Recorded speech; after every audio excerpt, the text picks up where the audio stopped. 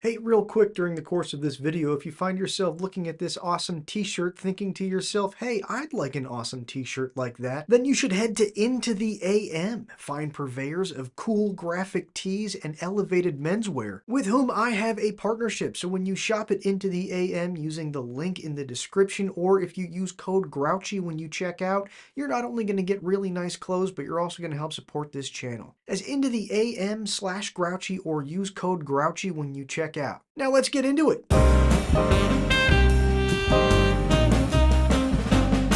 The Grouchy Nerd. Alright, quiet down, knuckleheads. It's time to take another look at a new hero for Fantasy Flight Games Marvel Champions. This time we're looking at Jubilee. Fun fact, I don't get that joke. I googled Jubilee and the Queen showed up? What the hell is Platinum Jubilee? Jubilation Lee? Yeah.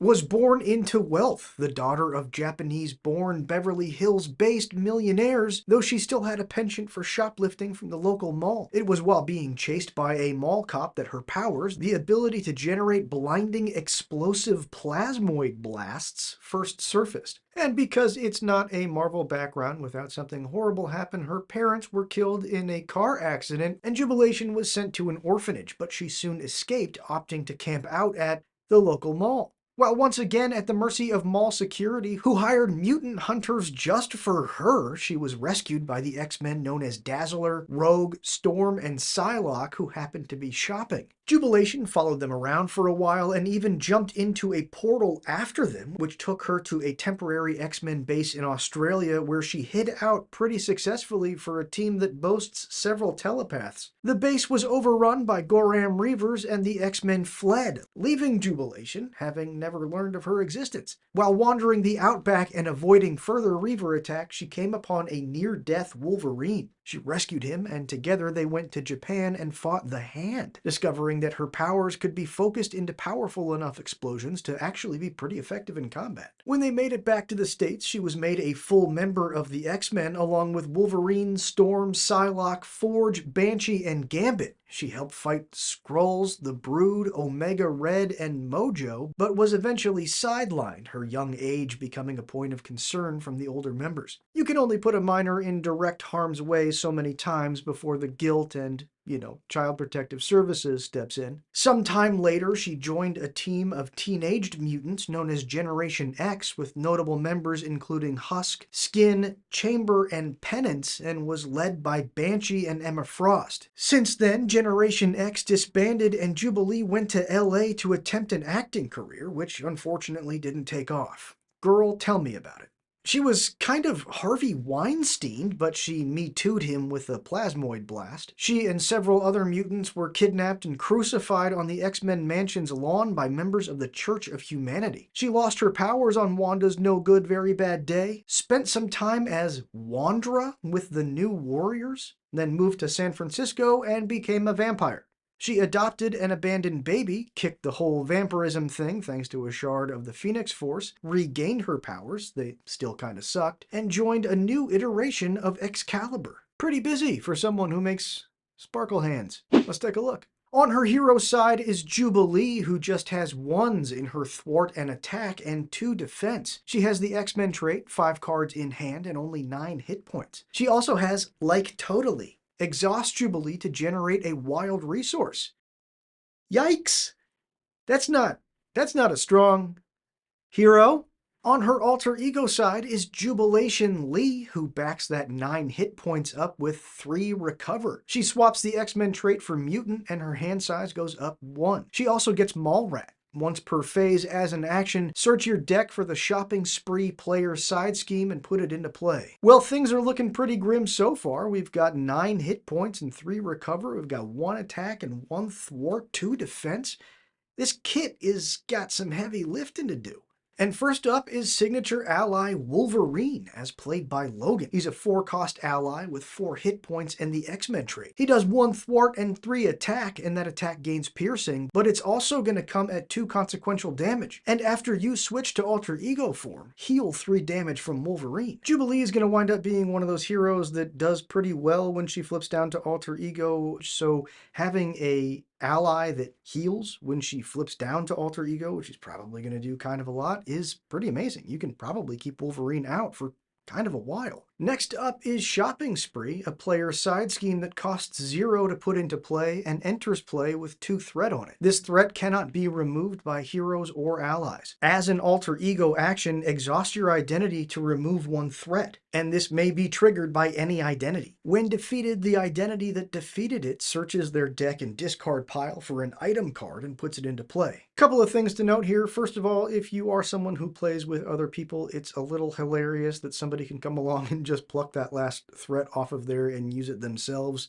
There's probably better communication between people who play multiplayer for that to happen, but it's still a funny idea. But also, this is the first player side scheme we've seen that doesn't have victory 0, which means it doesn't go out of the game when it's defeated. It goes into your discard pile. So every time you mill your deck, you can use that Alter Ego ability to get it back into play, defeat it, and get another item into play for free. An item like Jubilee's Coat, a 2-cost item upgrade that gives Jubilee +1 to her thwart and gives her a hero response. After you play a thwart event, exhaust Jubilee's Coat and choose a scheme. Remove 1 threat from that scheme for each different resource type used to pay for this event. I love being able to pick different targets, so you can use the thwart event to take the threat off of one scheme and then use this to take threat off of a different scheme or the same scheme. You have that choice. And that's fantastic. And next is Jubilee's Sunglasses, another 2-cost item upgrade, which gives Jubilee +1 to her attack and gives her another hero response. After you play an attack event, exhaust Jubilee's Sunglasses to deal 1 damage to an enemy for each resource type used to pay for that event. Hopefully, Shopping Spree will help you get one of these in play, and then you find the other one and get it into play pretty quick, because once you have them both out, that's fantastic. Not only is it giving her a static boost to both her attack and thwart, which were pretty bad, and this makes them only okay, but you're also going to get a lot more mileage out of each event that you play. I mean, to the point where maybe it doesn't even matter that it is boosting her attack and her thwart, because you're going to be exhausting her to generate a wild resource so you can get a good variety of resources when you play those events so that these 2 cards do more. Then we get just 1 copy of Blinding Flash, a 3-cost superpower event. As a hero action, choose X enemies, where X is the number of different resource types used to pay for this event. Stun and confuse each enemy. I mean, let's say worst case scenario, you play this and it only affects the villain, you're still getting a stun and a confuse, meaning no matter what, the next activation is nothing. That's awesome. Next is 3 copies of Firecracker, a 2-cost attack event with the superpower trait. As a hero action, deal 4 damage to an enemy. If you paid for this card using 2 different resource types, stun that enemy. And each copy of this card generates a different resource type. Because you see the colors, it's like fireworks.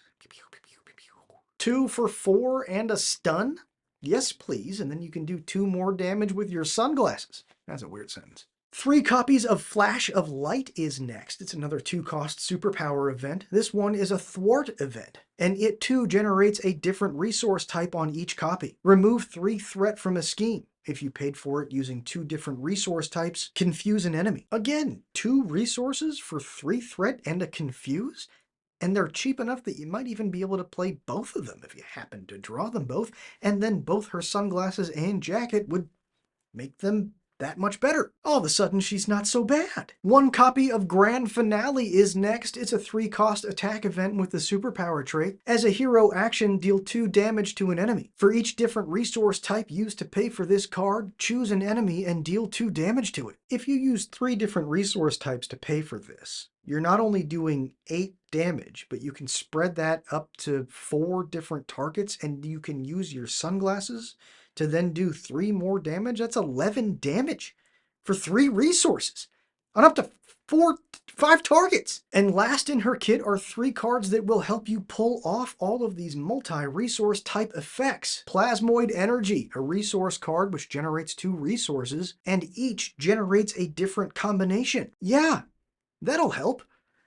That's awesome. The bad stuff. Jubilation's obligation is grounded. When it's revealed, you must change to alter ego form. Playing a Jubilee card removes it from the game, but as an additional cost to changing to hero form, you must spend 2 resources of the same type. Well, it's a welcome break from the rest of the X-Men obligations that don't leave play, they just discard so they can come up again. This at least goes out of play, but it might be pretty tough to come up with 2 of the same resource types in a deck that is specifically geared toward not doing that. Her nemesis minion is Nanny, who gets 4 hit points, the mutant trait, and the toughness keyword. She schemes for 2 and attacks for 1, but when she attacks, if you control an ally, search the encounter deck, discard, and set aside area for a copy of Lost Child and reveal it. That's pretty rough. Jubilee is not much of a damage dealer, so coming into play with a tough that you have to clear before you can start doing damage to it is kind of a tall order. You do have Wolverine, who is your main damage dealer, but that Lost Child,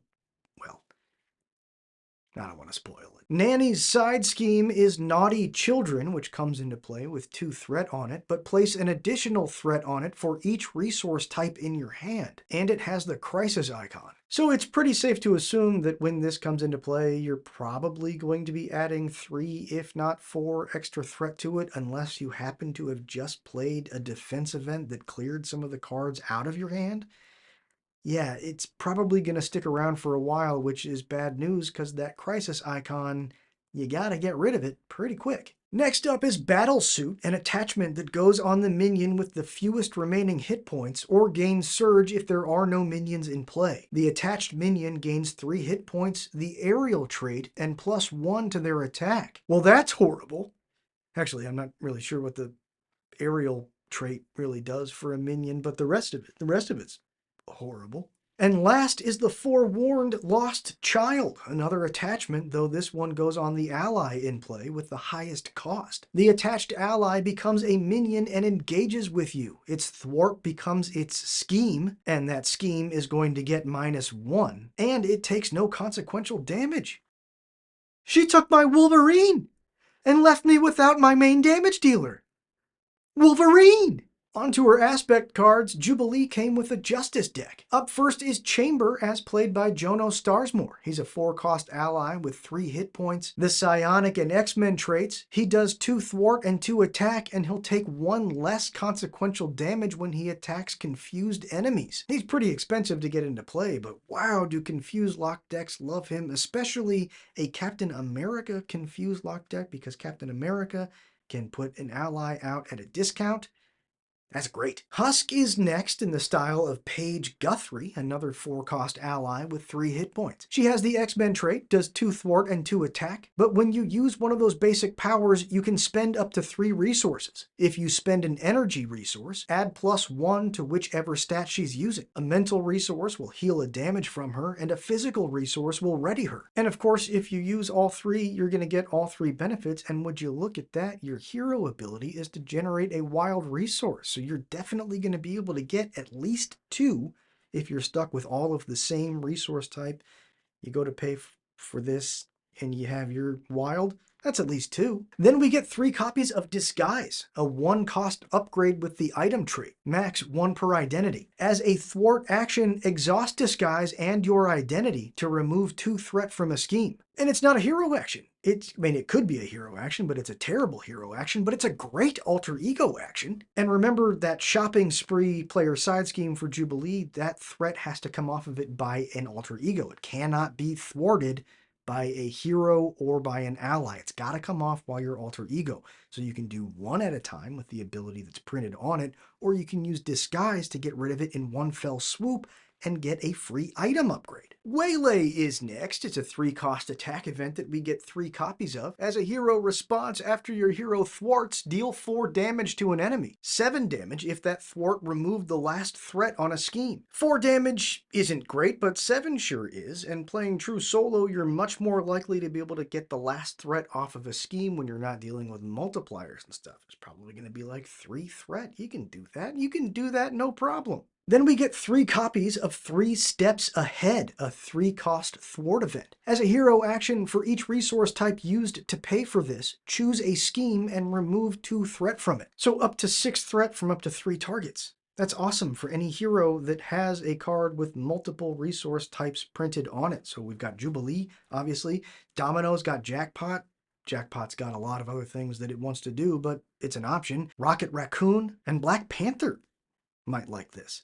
One copy of Generation X is next. It's a player side scheme that costs 0 to put out and comes into play with 3 threat per identity. It has Victory 0, and each X-Men character gets +1 to their thwart when using a basic thwart against it. When it's defeated, each identity can search their deck and discard pile for an identity-specific card and add it to their hand. I love these second chance cards for heroes that have a card that they really want to find. The example I always give is Hawkeye's Quiver. You can use Hawkeye and have a good time and maybe even win without ever finding the quiver, but it's going to be a whole lot easier with the quiver, and you're going to be able to do a lot more things with the quiver. But that's one card in 40.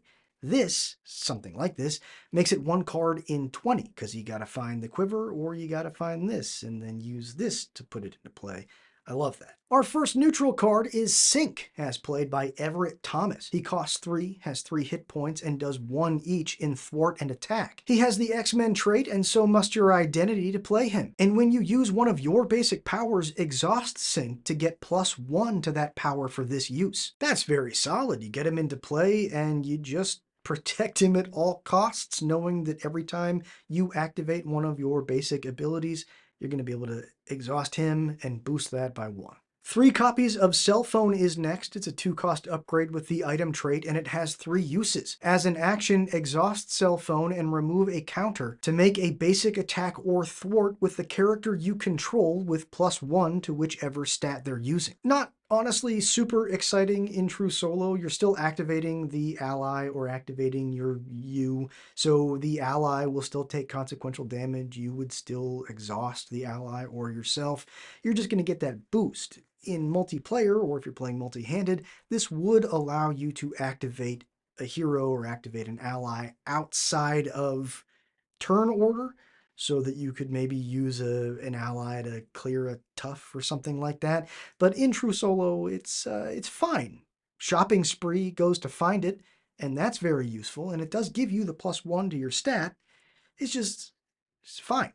Then we get 3 copies of Multi-Talented, a 3-cost event that's both an attack and a thwart action. Depending on which resource types you used to pay for it, you'll get a different effect. A physical resource will let you deal 2 damage to an enemy, a mental resource will remove 2 threat from a scheme, and an energy resource will heal 2 damage from your hero. And of course, if you use all 3 resources, you'll get all 3 effects, which is fantastic. If you can only get 2 of the effects, though, if you only have 2 resource types to use to pay for it, it gets significantly less good. But it does trigger both Jubilee's glasses and jacket, even if you don't use the attack or thwart aspects of it, because it still counts as both an attack and thwart event. Then we have a team-up card next, Unlikely Duo, for Jubilee and Wolverine. We get 2 copies, though only 1 can be in a deck. It's a 2-cost attack action. As a hero, confuse an enemy, then deal 4 damage to a confused enemy. Fireworks to the face?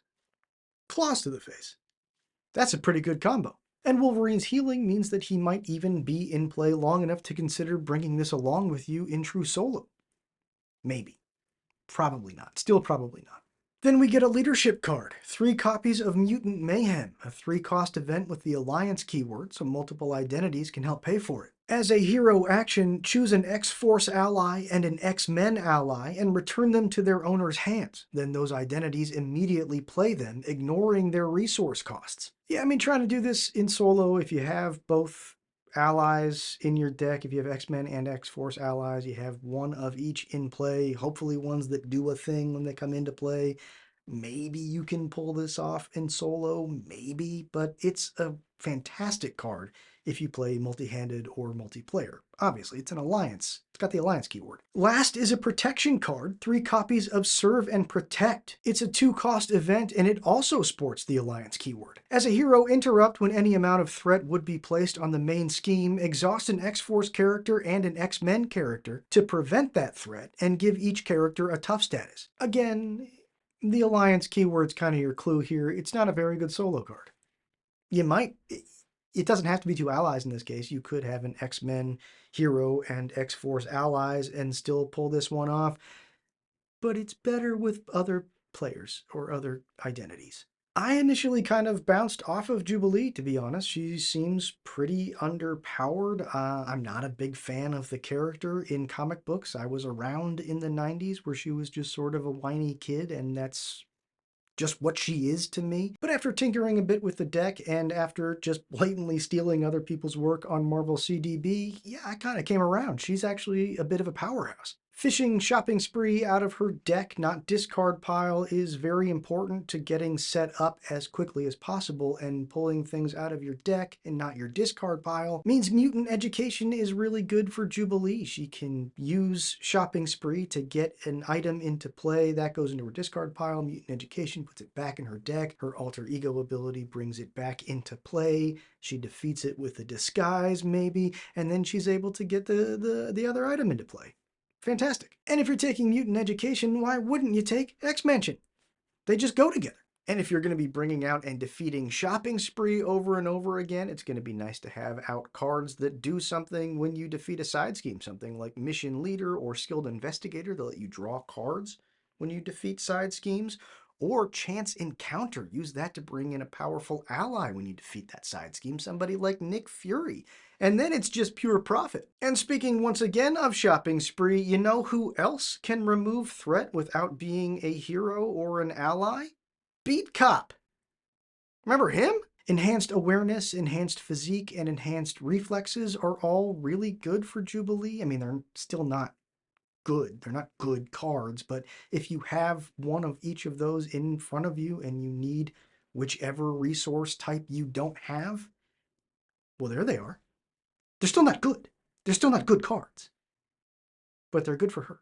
And I do hope we see more support for the item trait in the future, because right now it doesn't do a lot outside of, obviously, she's got her glasses and her jacket, disguise, cell phone is an item. Outside of those, there's Advanced Suit, which is granted really, really good for Wolverine. There's Energy Barrier, and there's Side Holster, which doesn't feel relevant at all. Of course, being able to find and bring into play Energy Barrier over and over again means Repurpose might be a card worth looking at with Jubilee. And like I said, Advanced Suit is a good upgrade to put on Wolverine, though you want to be careful with what upgrades you put on Wolverine, because Nanny, she's a lurkin, especially if you've started using Standard 3, so you know she's going to come into play and take Wolverine away from you. If you've been doing things like boosting his attack and boosting his hit points, now you got to deal with that. Jubilee's jacket is basically a spin on honed technique, so why wouldn't you try to put them together? And don't worry, Villain Theory has done the math on that for us. If you play full body charge and you trigger both honed technique and Jubilee's jacket,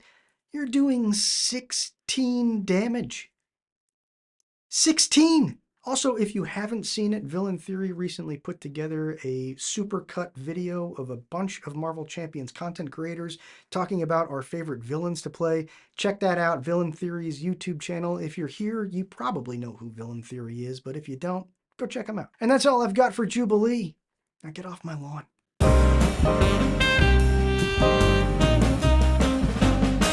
The Grouchy Nerd.